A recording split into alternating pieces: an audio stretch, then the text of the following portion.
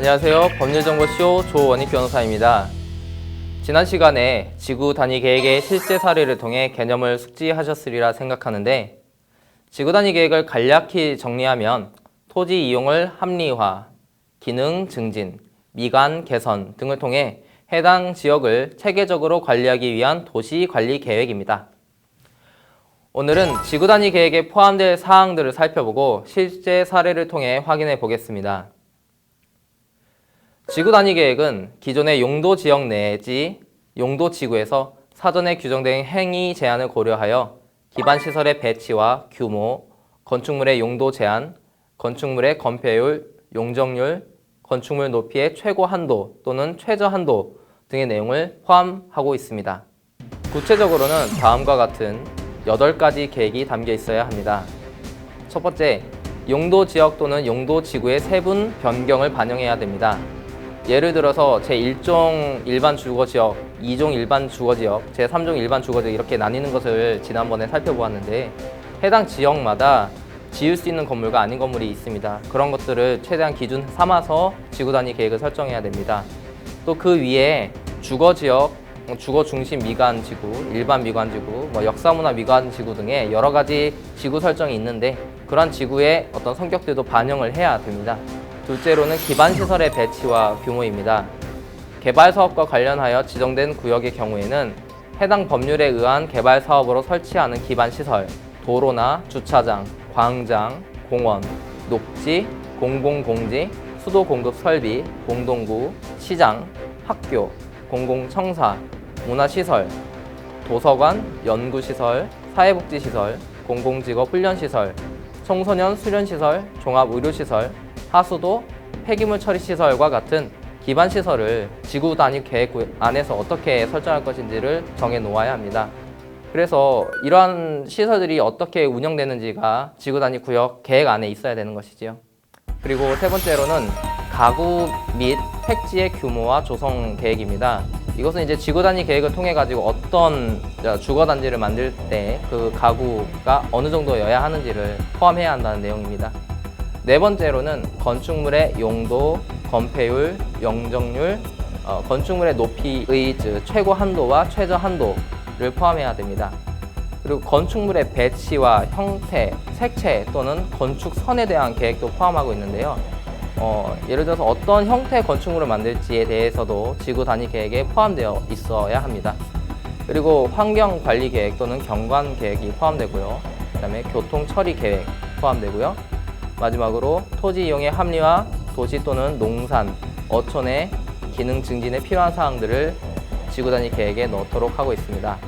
이 중에서 가장 핵심이 되는 것은 아무래도 건축물의 용도, 건폐율, 용적률, 건축물의 높이의 최고 한도 또는 최저 한도일 것입니다. 지구 단위 계획이 설정되는 지역에 어떤 건축을 어느 정도 규모로 할 수 있느냐는 해당 토지에 건축을 하여 분양 내지 매각을 통해 수익을 창출하려고 하는 투자자의 이익과 직결되는 부분이기 때문입니다.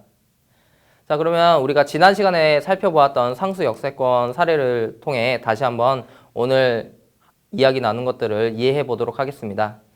이번 그림을 보시면은요, 그 상수 역세권 지구 단위 구역입니다. 그런데 지적 편집도에 구역이 설정된 것 외에 실제로 지구 단위 계획의 내용은 전혀 알 수가 없는데요. 이를 알기 위해서는 각 지방자치단체별로 고시된 내용을 확인해야 합니다.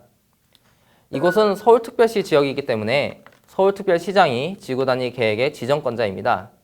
따라서 서울특별시는 이러한 것을 결정하고 난 다음에 공개할 의무도 가지고 있는데요. 서울특별시는 특별히 서울도시계획 포털이라는 정보공개 사이트를 운영하고 있어서 몇 가지 검색어 입력만으로도 해당 지역의 지구 단위 계획이 어떠한 내용으로 구성되어 있는지를 확인할 수 있습니다. 검색을 통해 지난 시간에 보여드린 결정 도서까지 보시면 보다 상세한 내용을 확인하실 수 있습니다. 해당 페이지를 보시면은요, 건축물의 용도 및 규모에 관한 결정 조서가 기재되어 있는데, 내용을 살펴보면 제3종 일반 주거지역에 해당하는 시설이지만 기준 높이를 완화해서 좀 더 높게 지을 수 있고요. 오피스텔을 제외한 업무시설에는 바닥 면적에 제한이 없다고 하고 있습니다. 또한 용도도 완화해서 배후 주거지역을 위한 상업시설 설치를 유도하고 있습니다. 이렇게 함으로써 생활권의 기능을 강화하도록 정하고 있는 것입니다.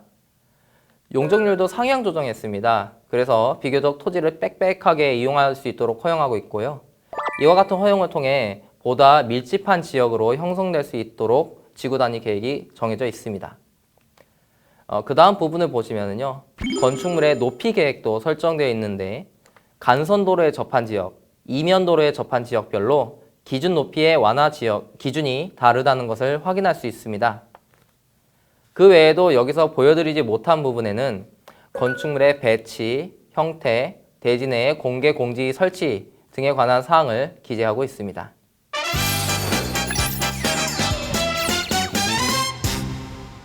지금까지 지구 단위 계획에 포함된 내용과 실제 사례를 살펴보았는데요.